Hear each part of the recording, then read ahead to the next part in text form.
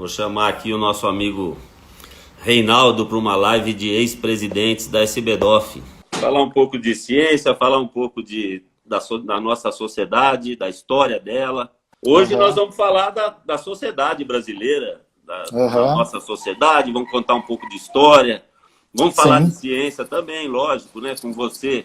Com você falando, eu não vou perder a chance de interrogá-lo no aspecto científico. Então, aí, o pessoal já entrou, o Serginho, o Jorge, a Roberta. Eu vou contar um pouco da história da Roberta também. Como é que tá aí em Cuiabá? O futebol voltou ou continua igual era antes? O futebol? É. O futebol faz tempo que tá fora, né? Mesmo quando estavam jogando, tava meio fora. Então, é isso que eu ia falar, porque o futebol de Cuiabá, antes da pandemia e pós-pandemia, continua sem público, é assim? Exatamente. Continua... E o Cuiabá montou um time bom, né? Ele quase foi para a primeira divisão. Sim, só que é aquela história, né? De cidade de porte médio, monta um time, o time vai bem, na próxima temporada o pessoal vem e leva todo mundo, né? Desmonta, né? Desmonta, né? Então, pois eu acompanhei, quase que subiu. Será que... quase que subiu. Será que está parecido com a nossa especialidade, DTM Dor? Porque eu vou começar falando, inclusive a Adriana entrou, uma pesquisa direcionada a dentistas sobre o Covid de 3 universidades, não lembro bem quais são as 3, acho que é Federal do Pará, Unesp, USP, e quando você vai preencher os dados para começar a responder as perguntas, na hora que entram as especialidades, não tem a nossa. Então, você tem que clicar outros e preencher. Então, por isso que é legal o SBDOF, porque nós temos que trabalhar. E isso faz com que a gente não pare de trabalhar, né, Reinaldo? Então, é muito caminho pela frente, muita coisa construída, né, com a nossa sociedade, mas nós temos muito caminho pela frente. Né? Sim. A sociedade ela nasceu de uma necessidade que a gente teve, né, de realmente marcar um espaço. Porque essa área de DTM do orofacial, ela é uma área que ela tem uma complicação em relação às outras, né? Dor não é uma coisa fácil de se mensurar, porque ela tem um componente subjetivo muito forte. Então é diferente de uma prótese, de uma ortodontia, que é muito objetivo. Você olha e o problema está ali, né? Ou a falta do problema. Essa característica dela ser muito subjetiva, ela faz com que muita gente entre na área, né, sem saber absolutamente nada e tenha resultados, vamos dizer, razoáveis numa grande porcentagem dos pacientes. Então, se você pegar uma amostra mais simples de paciente primário, né, de atenção primária, você pode ter até 60% de pacientes que vão ter um bom resultado, não interessa o que você faça. Então aí as pessoas entram, você não vê um especialista de DTM se metendo a fazer implante sem ter uma formação para isso, mas você vê o implantodontista se metendo a fazer DTM, né? Porque a prótese, por exemplo, ela é bem objetiva, né? Ou a cor bateu ou não bateu. Ou está adaptada ou não está adaptada. Ou ela caiu, tem retenção, ou ela não caiu, ela está na boca. Então, às vezes, quando eu dou aula para pessoal de prótese, por exemplo, vou explicar a diferença para vocês de dor. Você imagina que você fez uma prótese e hoje a prótese está bonita. Aí amanhã ela ficou feia. Depois de amanhã ela ficou bonita de novo. De repente ela fica bonita 2 meses e depois fica feia. E depois fica bonita de novo. Então dor é assim, né? A dor flutua, às vezes tem remissão espontânea, tem coisas que a gente não consegue explicar. E como tem essa quantidade enorme de pessoas que às vezes melhoram com coisas as mais variadas, as pessoas se metem e acham que tem resultados e que as teorias deles fazem sentido, né? Então, hoje cedo eu estava escutando um podcast sobre empreendedorismo, né? Que você sabe muito bem que eu também estou há muito tempo nessa área. Aí eu escutei uma empreendedora falar que ela faliu. Então, quando você faz algo sem conhecimento, em outras especialidades até, ou em outras áreas das nossas vidas, E você tem um sofrimento grande quando você erra, quando você não se prepara, quando você não se capacita. Eu mesmo, como empreendedor, já sofri muito sobre isso. Então, só que na DTM do orofacial, essa contrapartida, esse sofrimento, já que a remissão espontânea aí, 40%, 50% de remissão espontânea de regressão à média. Então, essa contrapartida de sofrimento, quando o clínico intervém e ele não vê um problema no que ele tenha feito, ele não sofre a contrapartida, faz com que eles continuem fazendo. Né? Então, sim, você não tem vamos dizer assim, uma punição. E esse é um caminho difícil para a gente seguir, porque enquanto eles tiverem bons resultados, a situação se mantém como está. Talvez eles não veem muito a necessidade ainda, porque acabam tendo bons resultados de alguma maneira ou de outra, não vê a necessidade aí sim de se capacitar e também não vê e não sente a punição. Eles têm um golpe de sorte clínico, vamos dizer assim.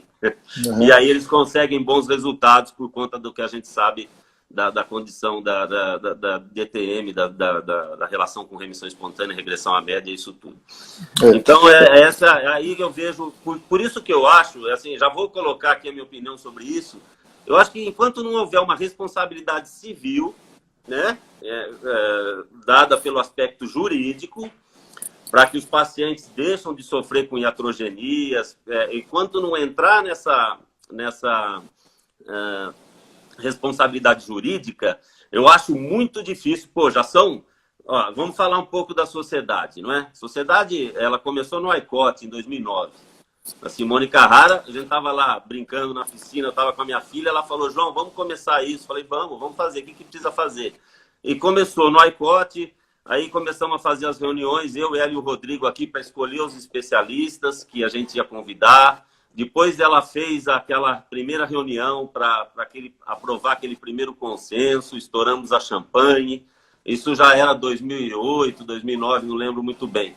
Depois você lembra bem, nós fizemos uma reunião em que você e o José Luiz Peixoto, que é outra pessoa que ajudou demais a gente, eu tenho que sempre lembrar disso. Desde o começo, o José Luiz Peixoto sempre auxiliando, intervindo, colocando as opiniões, sempre junto com a gente. E aí teve essas duas palestras, eu lembro muito bem. Eu ficava com a placa lá no fundo, falta 5 minutos. O legal da sociedade é isso, porque não tem estrela, não tem frescura. Todo mundo se ajudava, todo mundo se ajuda até hoje, por isso que deu certo. Então, se tiver que bater lateral, bate lateral. Se tiver que matar a jogada, mata. O outro faz o gol. E todo mundo sempre se ajudou. E isso é um grande aspecto da nossa sociedade, que ela continua assim até hoje. Ninguém leva a sociedade para o aspecto individual, não é, Adri? A Adri já colocou aí.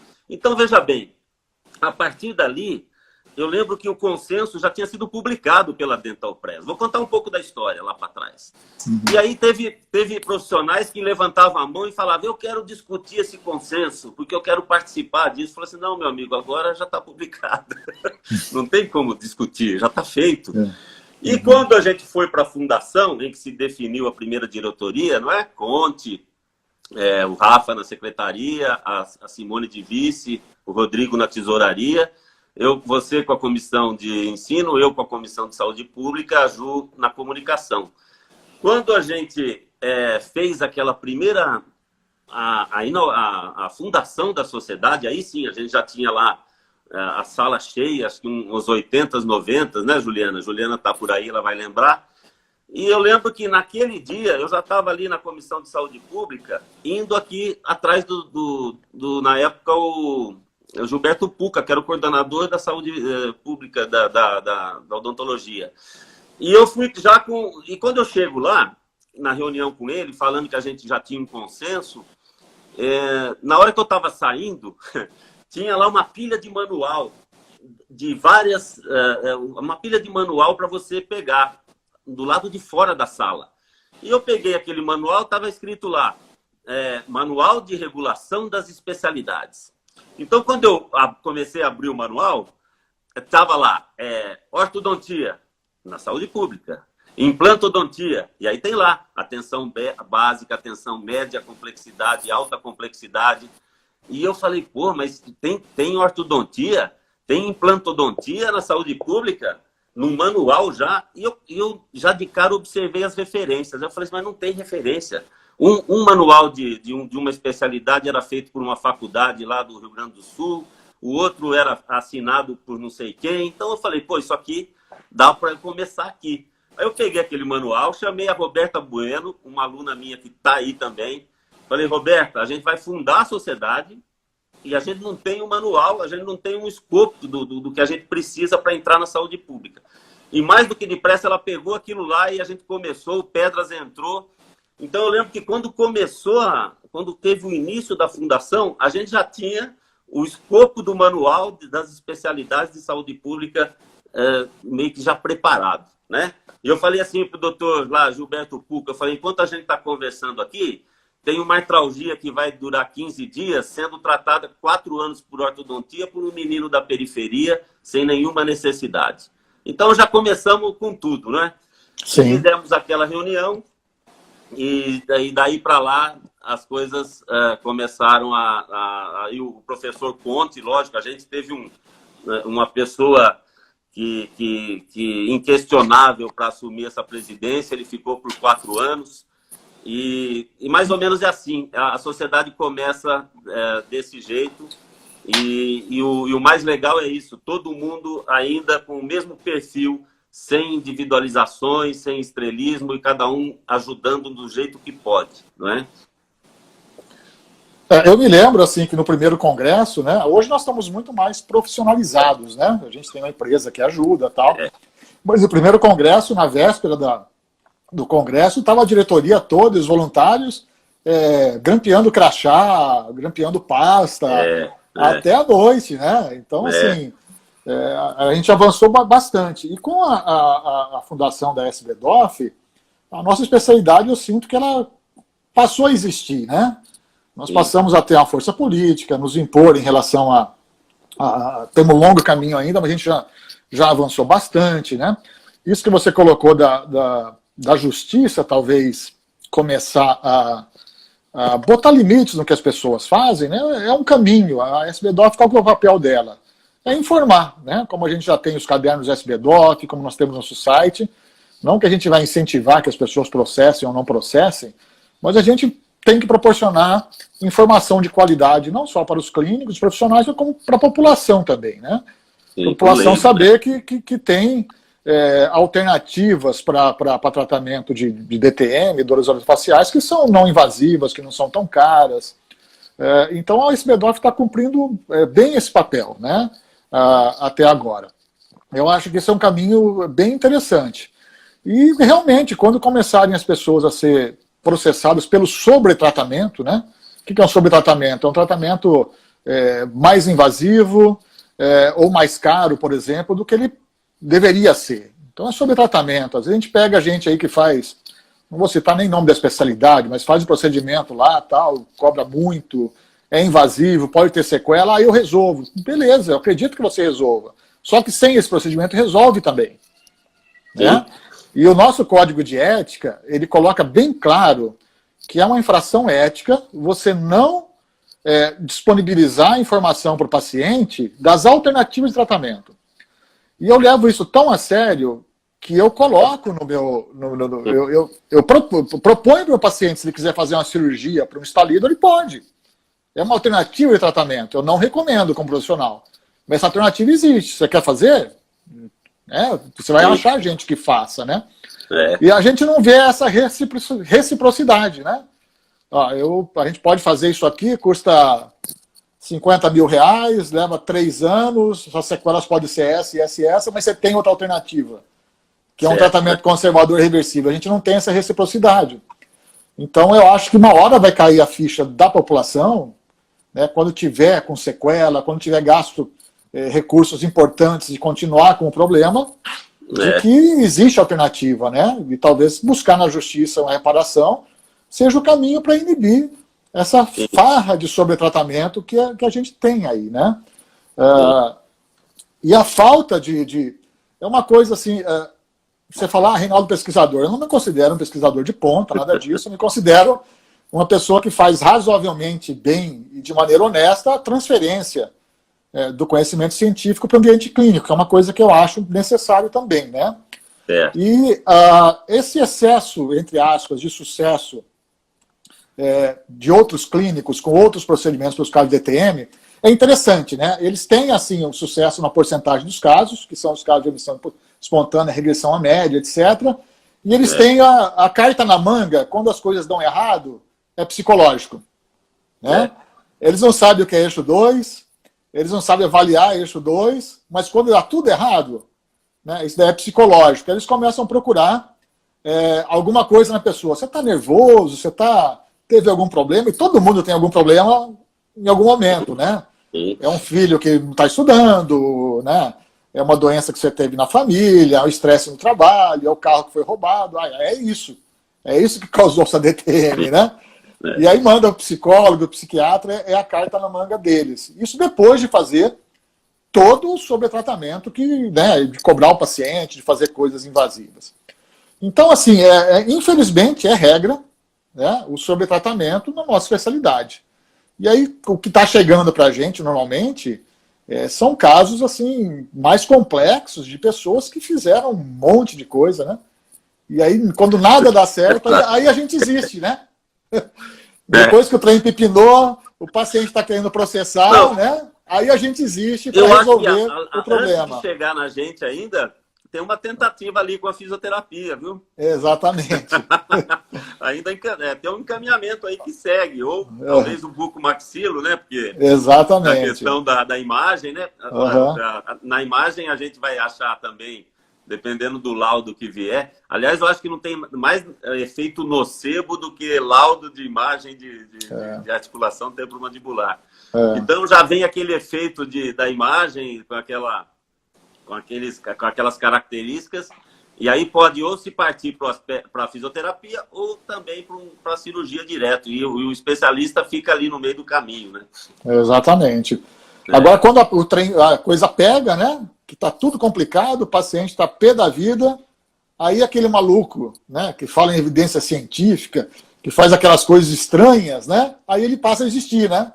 Reinaldo, pô, tá complicado aqui, me ajuda, me dá um jeito, né? Já fizemos de tudo e não resolve. Talvez tivesse mandado lá no começo, a coisa não teria degringolado, né?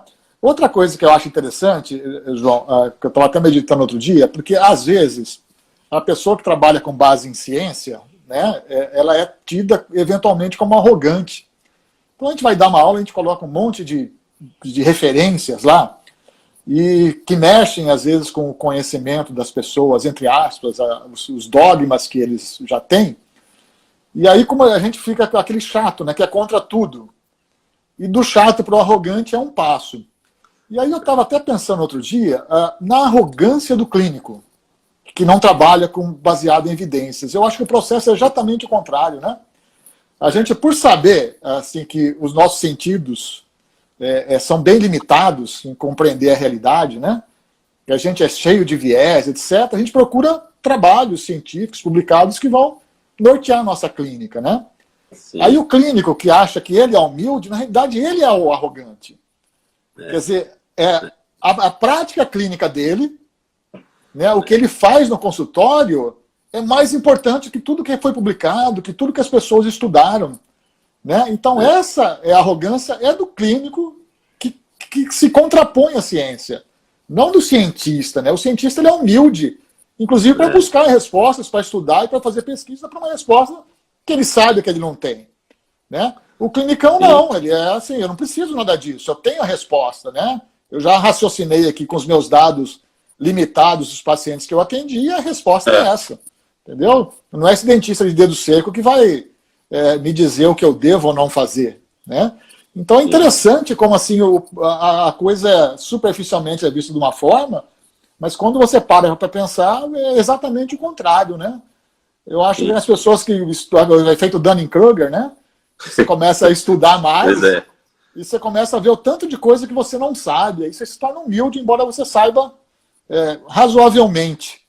Né?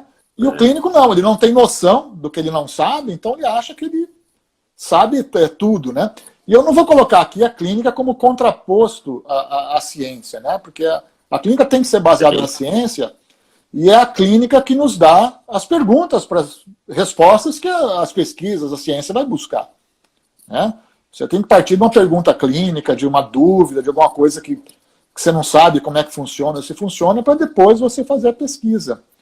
Então é complicado realmente essa relação. E a SBDOF, ela, nessas comissões de saúde pública, eu queria também destacar o Roberto Pedras, né? Como trabalha, há quanto tempo, né?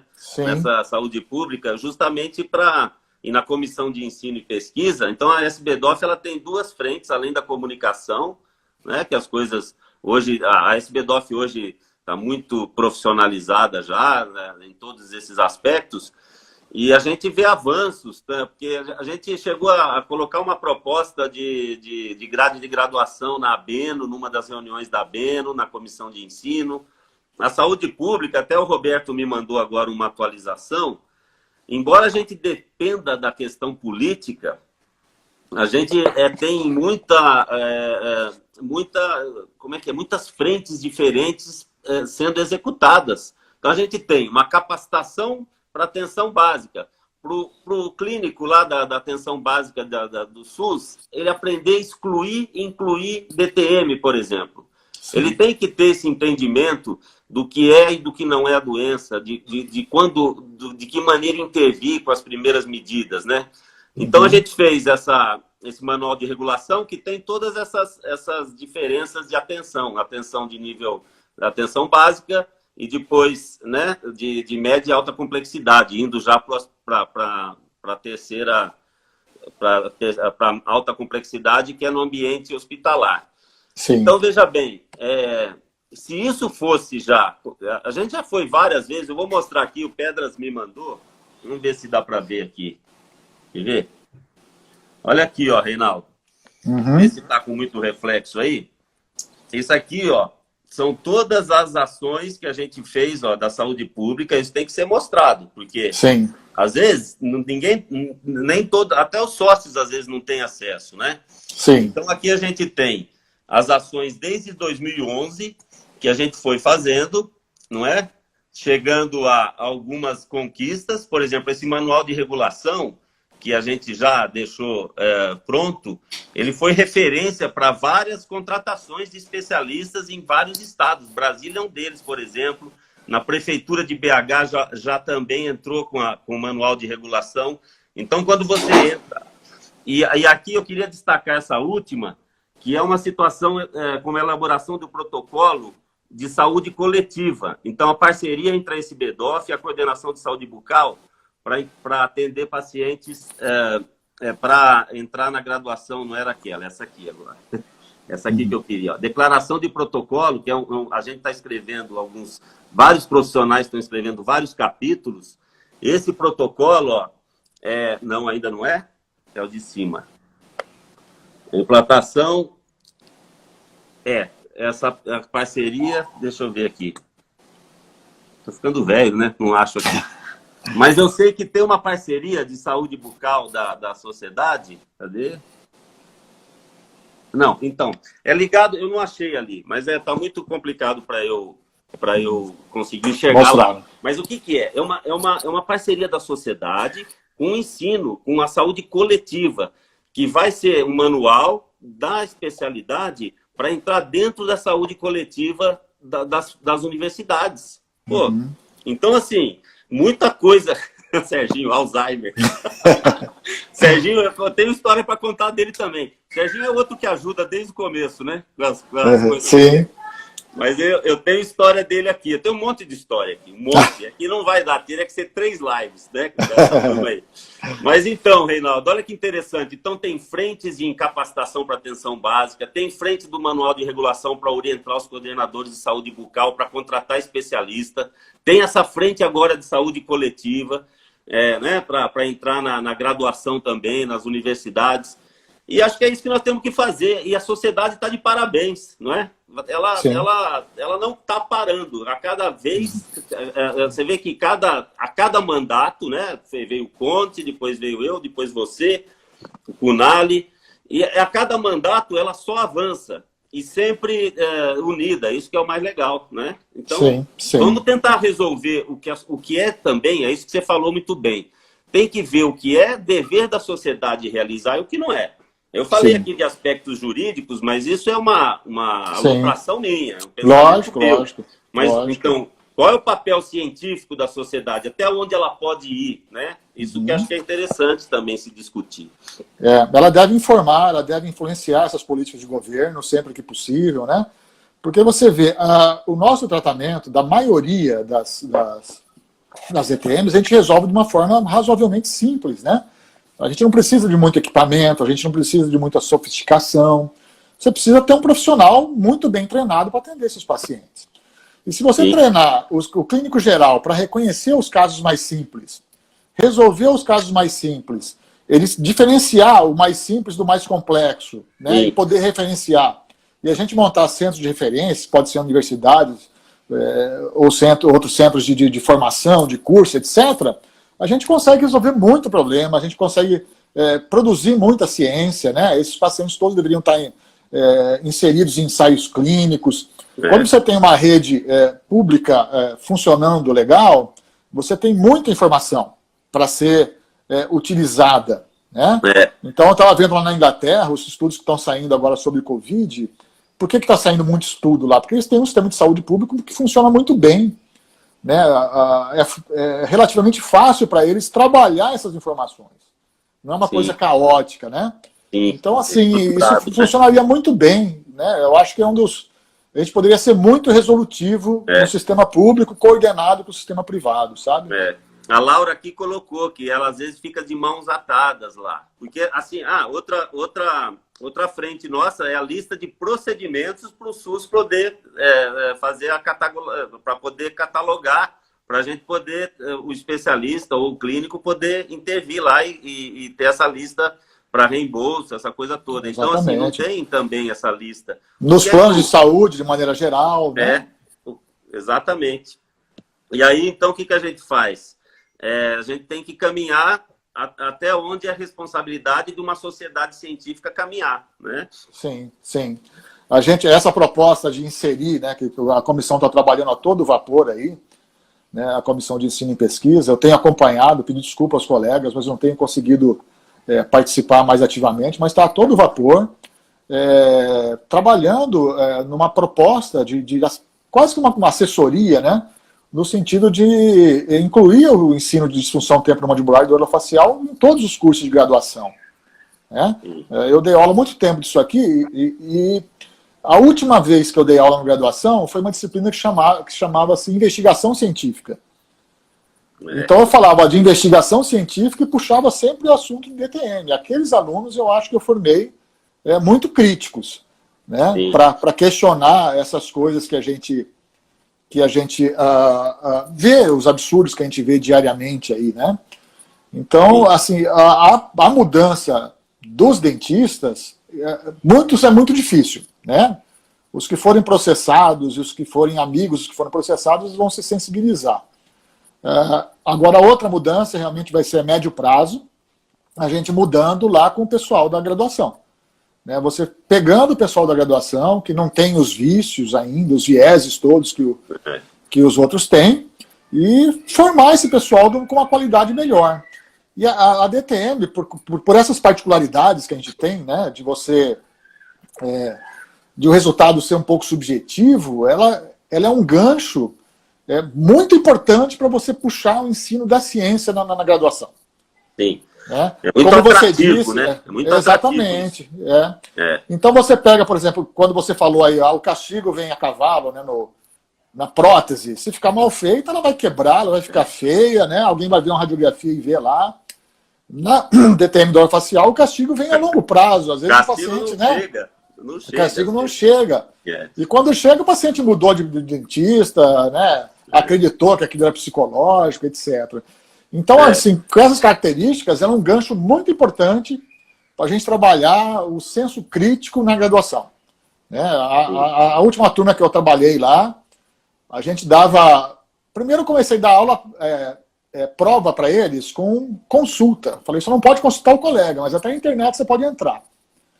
E as provas, normalmente, já davam um problema que eles tinham que construir um ensaio clínico randomizado. Né, condições ideais. Eu peguei 10 mil pacientes, 5 mil testes, 5 mil controles, então eu tinha que inventar isso na hora. Depois da primeira prova com consulta, que ficou todo mundo feliz, aí veio as notas, né? Professor, não dá para voltar ao sistema antigo? Não, porque eu quero que vocês pensem, né? Eu quero formar... Porque, assim, ler bula de medicamento, cobrar em prova coisa que está na bula, eu não preciso. Você lê a bula e está lá. Não precisa decorar nada disso. Eu sempre tive Exatamente. Eu sempre tive uma resistência enorme a coisas de decorar, né? Então, eu acho que a DTM é um gancho para você trabalhar a ciência na graduação de uma forma, assim, fantástica, de promover senso crítico para os alunos, para os profissionais, que vai servir para as outras disciplinas. Sim. Quando eu dava aula de dentística, eu lembro que você entrava nos fóruns do Orkut, final do Orkut lá, né? E era fantástico você ver lá, assim, qual que é a melhor resina para dente posterior? Aí você não tinha uma resposta coerente, do tipo, é essa porque ela é mais resistente ao desgaste, porque ela contrai menos. Invariavelmente a resposta é, eu uso a tal resina e gosto muito. Eu uso a tal e ela é muito boa para mim. Então aí você vê assim, um nível científico muito baixo. Né? E não é só odontologia. Né? O que os médicos estão fazendo aí na pandemia, né? Inventando coisas, né? Negando a ciência. Então, assim, isso está geral. A gente vê. Então, e aí, nessa história toda, a gente tem que entender que essa obrigatoriedade ela tem que sair. Você lembra da audiência pública? Estou contando as histórias do que a gente foi tentando realizar. Nós fizemos aqui com a Simone, com Pedras, aqui a audiência pública na Câmara dos Deputados. E um dos deputados, um médico, ele ficou sensibilizado com a história. Porque, pô, não é uma DTM, não é uma doença rara, né? Não é uma anemia falciforme. Pô, é prevalente. Então, quando nós não estamos falando de negligência, de falta de capacitação para atender o doente de uma doença rara. Nós estamos falando de algo que está aí na rua, né, com uma prevalência alta. E além disso, João, só para não perder o gancho, a gente falou muito de remissão espontânea, de regressão à média, de sucesso no tratamento, mas nós temos um grupo de pacientes aí que varia de 30% a 10% que sofrem muito, que vai para a dor crônica, que são muito mal conduzidos. Às vezes a má condução no começo leva esses pacientes à dor crônica, um sofrimento intenso, né? Sim, importantíssimo. O aspecto de dor crônica também, não é só que melhora, trate logo antes que acabe, não. E aí, esse médico, ele ficou sensibilizado, ele fez lá um protocolo para dar continuidade daquela audiência pública, e a resposta que ele teve do Ministério da Educação, porque aí era a obrigatoriedade da especialidade na graduação, é que ele tinha que fazer um curso com os técnicos da educação para orientá-lo. E ele falou assim, eu sou médico, eu não preciso de curso, eu estou pedindo uma ação de se colocar, porque eu estou sensibilizado com a história toda que eu ouvi aqui nesse plenário. E aí ele teve uma negativa colocando o médico como não preparado para apresentar a proposta. E pelo que eu entendi, o Pedras está aí, eu não sei se ele entendeu da mesma forma, o pessoal do Ministério da Educação, eles entenderam que era para incluir a DTM dor orofacial em todas as universidades de todas as áreas, e não só da odontologia. Então, assim, a gente vai lá no Ministério da Saúde, bate na porta, né, Pedras? E vai de novo. Nós já fomos em 5 coordenadores de saúde bucal. Não deixamos passar nenhum. Teve uma que ficou poucos meses, mas nós fomos lá também. E mesmo assim, assim, pô, a sociedade ela tem condição de preparar capacitação para atenção básica. Vocês não querem que a gente faça isso? Nós estamos aqui dispostos a fazer sem custo nenhum para vocês. E aí, você vê o que a política faz, como é que os protocolos são complicados. Quer dizer, a gente está oferecendo tudo de mão beijada e a situação cai na burocracia e atravanca. Mas nós vamos chegar lá ainda, nós vamos chegar lá. Sim, eu acho que essa proposta que o pessoal da Comissão de Ensino está discutindo aí, quando ela for divulgada, a gente mandar isso para todas as faculdades, talvez isso crie uma demanda, né? A SBDOF tem um papel muito grande na informação. Então você começa a informar alunos das faculdades que isso existe, que seria bom ele aprender na faculdade, que isso é um campo de trabalho muito interessante para ele, talvez tenha uma pressão nesse sentido, né? Então a SBDOF pode atuar politicamente nisso, para que as faculdades que tenham esse tipo de abordagem, esse tipo de ensino, que elas sejam mais valorizadas em relação a outras, né? Isso abre um campo interessante também para os profissionais que são especialistas, que têm formação na área. Para os nossos sócios, não é? Para os professores, nossos sócios exatamente. todos. Né? A gente tem, tanto na saúde pública, né? A Laura falou alguma coisa aí do especialista nos céus, né? Por exemplo, nós temos condição de colocar esse especialista no nível de atenção secundário, lá no céu, especializado. Sim, então, sim. Abre campo na saúde pública, abre campo no aspecto acadêmico. Então, a sociedade, eu acho assim, a gente já fez muita coisa e como a divulgação está muito maior da doença, né? Sim. Tudo isso já aumentou muito. Eu acho que daqui para frente nós vamos ter notícia boa aí, porque a gente não vai parar de bater na porta, nós vamos persistir. Com certeza. E isso vai acontecer. Eu não sei quando, mas vai acontecer. Sim. Não é? Sim. E nós vamos pôr o nosso diplomata, sabe quem é o nosso diplomata, né? O chefe da delegação. Sim, o Rodrigo Teixeira. Vou ter que fazer aqui uma homenagem a ele também, porque que capacidade que ele tem, e ele vem dentro da SBDOF ajustando tudo. Então nós vamos pôr o nosso diplomata à frente disso para fazer esse chefe da delegação que a gente tem, que já tem naturalmente esse dom que ele tem. Né, Rodrigo? Tá aí, Rodrigo? Uhum. E ver se a gente consegue avançar mais ainda nessas duas frentes, saúde pública e ensino, porque todos nós vamos ser beneficiados, todos os nossos sócios. Aí, o professor Paulo Conte, agora é peso pesado entrou aí. Capricha agora. Ei, Continho, tudo bem? Então, alguém perguntou aí, assim, se como a saúde é descentralizada, se não vale a pena atuar junto às secretarias municipais. Com certeza, né? Eu acho que a SBDOF tem o papel de produzir material, né? Porque se é um sócio que está lá, mora numa cidade do interior, que tem um prefeito, eu acho interessante a SBDOF atuar como um consultor para esse colega, né? Para produzir material, etc., para ele poder chegar lá no secretário de saúde, no prefeito, isso existe, nós temos condição de fazer um trabalho resolutivo, né? Um trabalho barato, que você gasta praticamente com recursos humanos, né? Você precisa de profissionais capacitados. E eu estou tentando lembrar de tudo que a gente já fez. A gente já tentou formar também câmaras técnicas, você lembra? Junto ao CRO, aos conselhos regionais dos estados. Então a gente chamava os nossos sócios, então a gente conseguiu formar Brasília, Minas, Paraná, o CUNALI, né? O CUNALI também conseguiu, já junto ao CRO. E isso era uma outra frente, uma outra tentativa que nós começamos, mas aí depende, você vê que tudo esbarra no aspecto político, no aspecto burocrático, não é? Mas é uma frente importante. E na saúde pública, essa orientação aos coordenadores de saúde bucal, né? Nós estamos falando aqui tanto do ensino como da saúde pública, e a gente tem que lembrar que são várias universidades que já têm como optativa, né, especialidade, não é como se nenhuma tivesse, a gente sabe que são várias, e a gente sabe também que são vários dos municípios que já abriram concurso para especialista. Então, que legal. Né, a gente já tem uma entrada.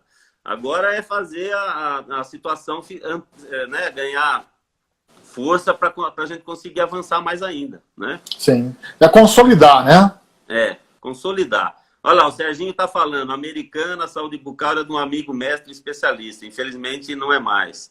Ele implantou lá. Então, aí que o Serginho colocou. Vai muito da boa vontade do coordenador da cidade, né? De entender o problema e oferecer esse tipo de serviço, né? De colocar o especialista para atender. Né? Aqui em Brasília a gente já teve uma contratação recente, uma licitação para se contratar um especialista baseado no manual de regulação da SBDOF. Né? Que legal. Foi construído e serviu como base do manual aqui do DF. Então vamos que vamos, né? Vamos fazendo as coisas. O nosso diplomata aí vai ter trabalho daqui para frente. Com certeza. João, Então, você quer abrir para as perguntas das pessoas? Aí nós temos quanto tempo ainda? ainda temos 15, 17 minutos. Dá tempo Então, nós ainda. temos 25 pessoas aí. Alguém quer fazer alguma pergunta? Ou a gente vai tocando? A Elaine aqui colocou a cidade do interior mais difícil. Então, vamos tentar ver o que é que a gente precisa mais, né? Quais são as ações, né? Se alguém pudesse sugerir, o que mais a gente tem que tipo de ação ainda a gente não realizou, não é? Se alguém quiser sugerir aí, podemos ver como é que fica, porque tem muita coisa para a gente fazer. Então, Elaine, o negócio do dado interior é uma faca de dois gumes, né? Ela é mais difícil em algumas coisas, mas a proximidade da gente, às vezes com o prefeito, com o secretário de saúde, ela pode ser mais próxima, né? Então, às vezes, você em São Paulo, você não encontra o secretário de saúde num churrasco, como é no interior. Então, às vezes, a gente precisa, quando a gente tem esse acesso, né? Bater mais nesse pessoal, né? Bater entre aspas, assim, argumentar, colocar à disposição, porque as pessoas às vezes não sabem que isso existe, né? Então, assim, principalmente no interior, que a proximidade é maior, a gente tem que levar isso mais aos gestores, né? E a SBDOF, eu acho que tem o papel, né, de fazer com uma espécie de consultoria para esses colegas, né? Ó, conversei ontem com o meu secretário aqui, ele é meu paciente do consultório, o que eu posso mostrar para ele, o que eu não posso, tem uns cadernos, tem uns dados, etc. E a SBDOF montar um materialzinho assim para assessorar esse pessoal, né? Pois é. O Pedras, então, essa questão da saúde coletiva, né, essa demanda que o Pedras me passou recentemente, também é interessante, porque vai fazer com que, né, o ensino, os professores levem isso aos coordenadores de saúde bucal. Então, a gente tem aqui, ó, a Laura falando assim, mas sendo o SUS descentralizado, não seria possível fazer esse treinamento em secretarias municipais de saúde? Ou não vale a pena? Então, Laura, o que a gente propôs para o Ministério da Saúde? Era de fazer uma capacitação online, não é, Pedras? Então, ela falou assim, olha, essa capacitação, o próprio Ministério, ele disponibilizaria as nossas aulas, né? Isso seria distribuído para todos os coordenadores de saúde bucal dos estados. Então, você tem, hoje em dia, esse treinamento, ele pode ser feito inicialmente uma capacitação online também. Então, seria essa uma alternativa, viu, Laura? A gente pode, nós vamos voltar lá ainda. Agora entrou um coordenador do Centrão, o último agora. Que não é dentista, né? Que ele não é dentista e ele é da área de eventos. Acho que vai dificultar um pouquinho, talvez, né? Até então, eu estava pensando assim, falando com o Pedras na nossa reunião com o Franklin, né? Que a gente se reúne da saúde pública. Falou, bom, quem sabe agora, né? Porque às vezes o que está na lógica não acontece. Quem sabe agora? Nós vamos nos apresentar novamente, a sociedade vai enviar carta, não sei se já foi enviada, para solicitar uma agenda. E vamos em frente, né? Então, as ideias são muitas. Olha o que a Juliana está colocando aqui. Creio que pode ser interessante, né? Ter uma união, entre aspas, aí subiu a proposição dela, das ligas de dor facial das faculdades com a SBDOF. Então, é muito interessante. O problema todos nós que estamos na SBDOF, a gente está voluntário, né? E aí nós temos muitas ideias e não temos tanto tempo de colocá-las em prática. Então a SBDOF precisa, às vezes, de mais gente, né, nos ajudando nessas ações. Por exemplo, a ação de assessorar as ligas de dor nas universidades é uma ação assim, que seria fantástica, né?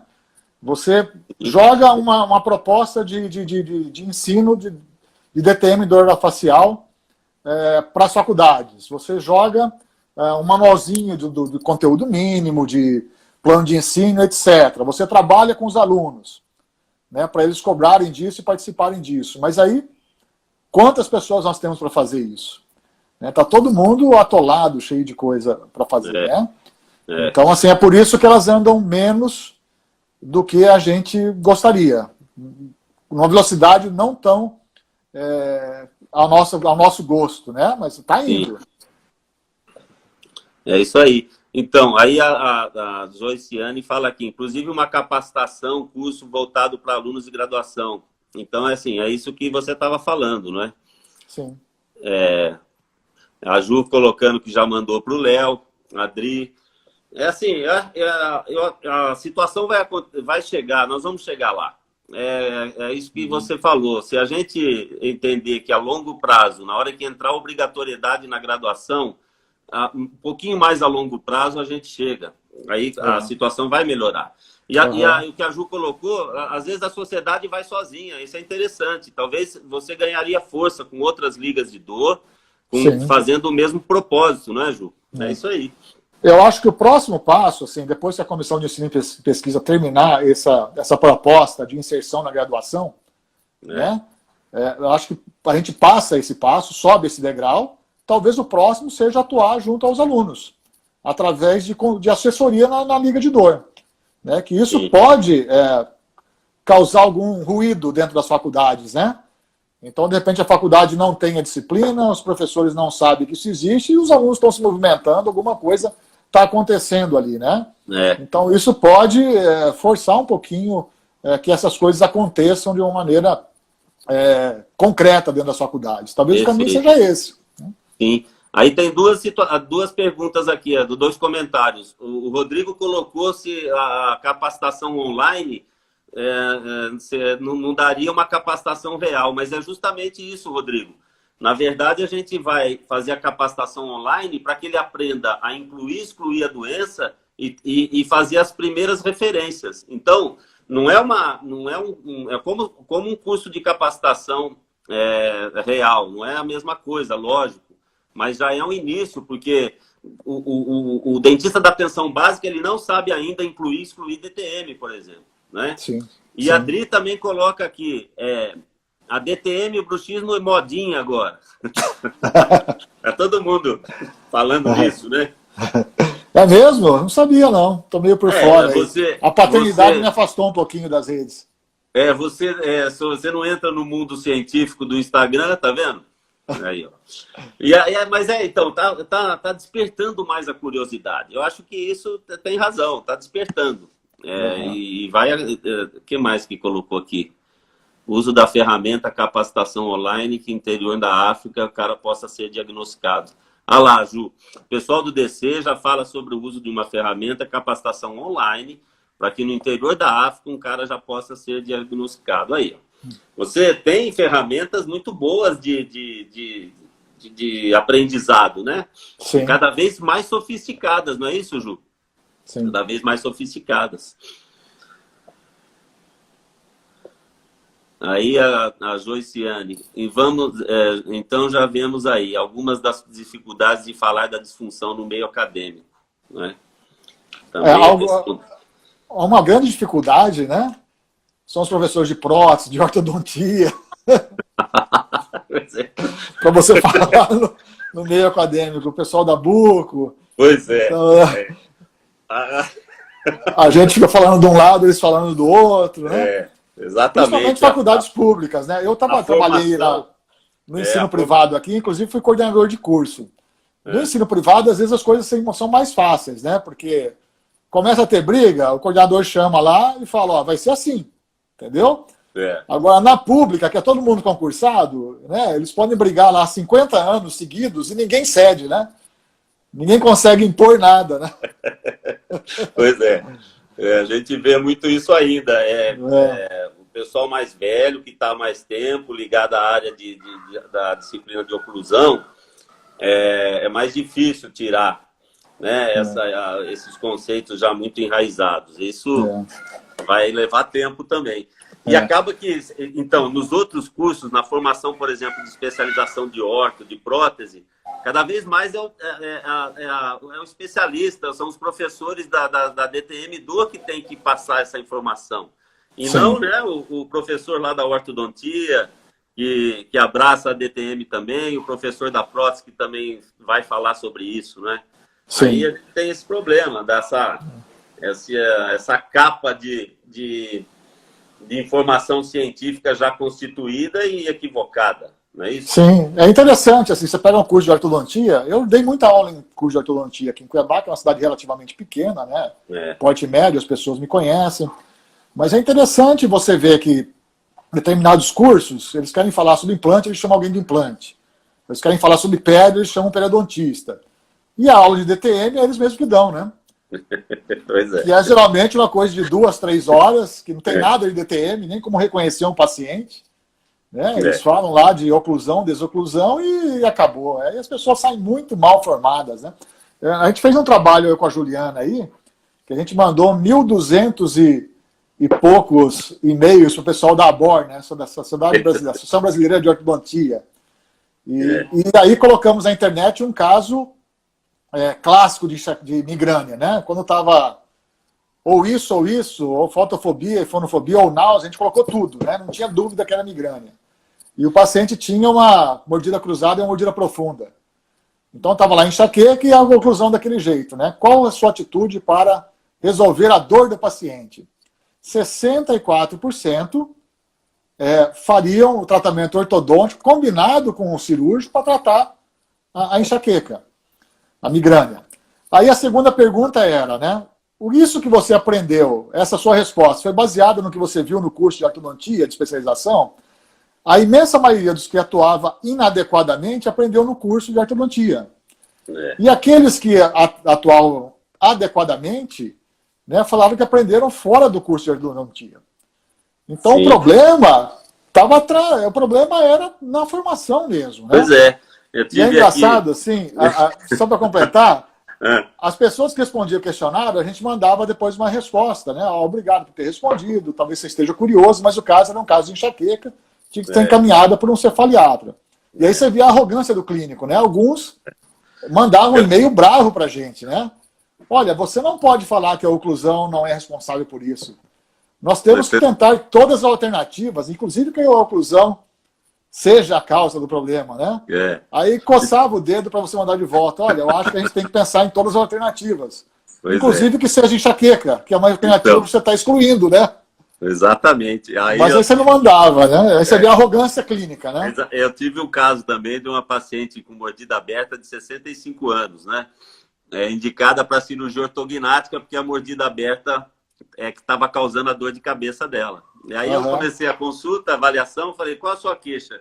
Eu tenho dor de cabeça há mais de 25 anos, eu não me lembro nem quando era a minha... Eu nem lembro quando começou. Aí eu falei, qual é o tipo da dor? Não, é pulsátil, né? É unilateral, quer dizer, a migrânia clássica. Aí eu fiquei pensando, não é que esses caras, eles estão encaminhando uma paciente para ortognática por conta de uma mordida aberta de uma mulher de 65 anos, né? Uma mordida aberta, uma boa oclusão antiga, né? Vamos chamar assim. E eu fiquei pensando, eles acabam fazendo uma cirurgia ortognática e ela vai cair, porque a enxaqueca é doença neurovascular hereditária, não é? Então, na hora que sai o período reprodutivo, a chance dela... Ela tende a melhorar, né? Eu falei, esses caras vão fazer ortognática nessa mulher, a enxaqueca dela vai remitir por conta já da idade que saiu e ele ainda vai dizer que a causa dela era mordida aberta, que ele resolveu o problema dessa mulher. Eu fiquei pensando, eu falei... E não é só ortognática, né? Pensa no tempo que vai levar esse tratamento, né? Vamos botar um aparelho para compensar, depois faz ortognática, põe o aparelho de novo... Então, daqui a 4, 5 anos pode ser que o negócio melhorou, né? Pois vai dar tempo de melhorar. Essa mulher vai gastar uma grana. É lógico que ela não foi, né, fazer ortognática. Mas, vamos supor, se não tivesse passado por mim, da especialidade, e explicado o que é uma doença neurovascular hereditária, que às vezes nem dor de cabeça ela precisava ter, que ela já tem aquilo, né, geneticamente, ela ia fazer. E ela ia gastar lá os seus... tantos, sei lá, não lembro quanto era, nem cabe falar o quanto era aqui, mas era uma grana. E eu falei, fora o custo biológico, né, João? O custo biológico, anestesia geral. Exatamente. Né? O risco que ela está correndo, aquilo pode dar errado, aquilo pode causar sequelas, entendeu? É complicado. Eu falei assim, pô, se ela fizesse, eu ainda ter que escutar que ia falar assim, pô, quem te falou que a minha ortognática não ia curar a enxaqueca dessa mulher, né? Tá aí, né? Curou, né? Então, nós temos... A DTM, ela é uma terra, ela é um terreno difícil mesmo. A gente sabe disso e por conta de todas essas características que você já citou, né? Reinaldo, temos mais 3 minutos aí. O que manda? Como é que a gente pode tirar já dessa live? Já tem uma sugestão boa da Juliana de se unir com outras ligas de dor para a gente fortalecer. Eu vou dar essa missão para o nosso diplomata, né? Ele acha que ele vai ficar livre, mas ele não vai. O que mais que a gente tem aí para falar? Não, eu acho assim, eu tive aquela experiência, assim, eu sempre conto, o livro todo, essa postura minha de ensinar ao básico da ciência, com aqueles cursos dos suecos que vieram para cá, né? Que falavam mostravam um monte de trabalhos e falavam sobre ciência, e para clínicos que não estavam preparados para ouvir aquilo, né? Não entendiam o que aquilo acontecia. Então, assim, é só lembrar os colegas assim, que a gente sempre tem que bater na mesma tecla. Né? Às vezes a gente esquece, né? A gente começa a estudar muito e começa a pular etapas, a gente esquece como é que o clínico pensa. Então, eu acho assim, que toda aula de DTM para clínicos, essas aulas que a gente vai dar para especialidade de prótese, de ortodontia, a gente sempre tem que gastar ali uma meia hora, 40 minutos iniciais para delimitar o que é ciência e o que não é ciência, como é que a gente trabalha.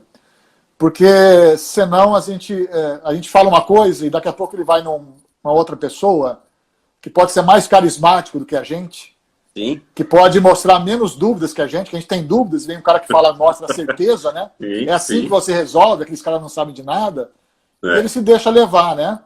Então a gente gastar sempre no comecinho para explicar o que é um estudo de acurácia, o que é um estudo randomizado controlado, o que é efeito placebo, o que é remissão espontânea, né? Assim, dá aquele basicão para a gente situar a pessoa no campo que ela está entrando. Por isso que eu falei que a gente diferenciar da gente. Por isso que eu falei na outra live com você que aquela tua palestra de Vitória lá de 2009, ela tinha que estar na graduação, na formação de graduação, no final da graduação, pro colega sair com essas instruções científicas, não vou chamar de instrução científica, tá errado, mas com a formação científica bem consolidada, né? Básica, né? É o básico para ele começar a entender as outras coisas que a gente vai falar. Porque senão ele fala, pô, fulano vem aqui só mostra gráfico, né? Aí eu vou no outro e ele mostra dente, o outro é melhor, né? Então a gente tem que colocar essas coisas assim, como é que funciona o pensamento científico antes, né? De uma maneira simples que seja na introdução, para depois eles entenderem, prestarem atenção pelo menos no que a gente está falando, né? Reinaldo, faltam 30 segundos. Então, assim, eu achei legal essa conversa, mais uma com você. Você sabe que a gente faz essas lives aí, nós fizemos algumas. E eu acho que isso foi muito legal, o pessoal gostou, tá agradecendo, a Tatiana, todo mundo agradecendo, a Adri, o Serginho. Um abraço, Tati. E sabe o que é legal? Que dessa live saiu alguma coisa para frente, pelas sugestões que colocaram. Então, não foi só uma... Trabalho pro Leonardo agora, né? Então, não foi só contar história, não. Vai sair coisa boa daqui.